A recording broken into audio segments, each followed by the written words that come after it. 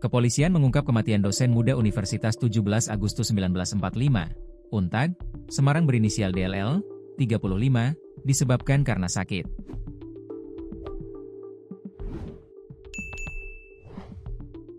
Dugaan ini muncul karena korban sempat berobat ke RS Tlogorejo, Semarang dalam 2 hari berturut-turut sebelum meninggal.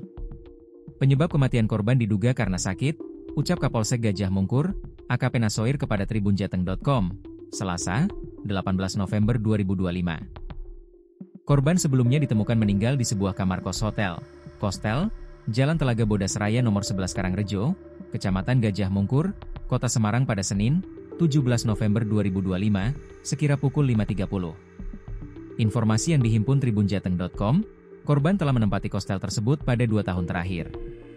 Kematian korban diketahui pertama kali oleh seorang polisi berinisial B berpangkat AKBP. Diduga, polisi ini merupakan orang dekat korban. Polisi ini pula yang mengantarkan korban ke rumah sakit. AKP Nasoir mengatakan, hasil rekam medis terakhir korban di rumah sakit tersebut tercatat tensi darahnya sekira 190 mm air raksa dan gula darah 600 mg per desiliter. Korban hanya menjalani rawat jalan selepas memeriksakan ke dokter.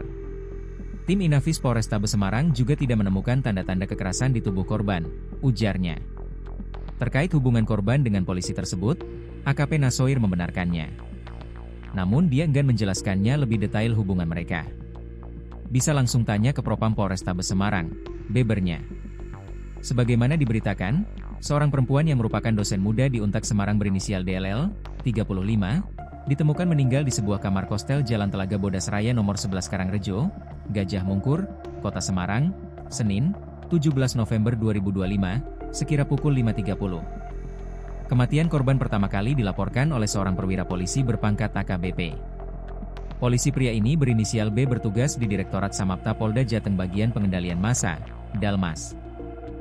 Korban meninggal di kamar nomor 210 hotel tersebut.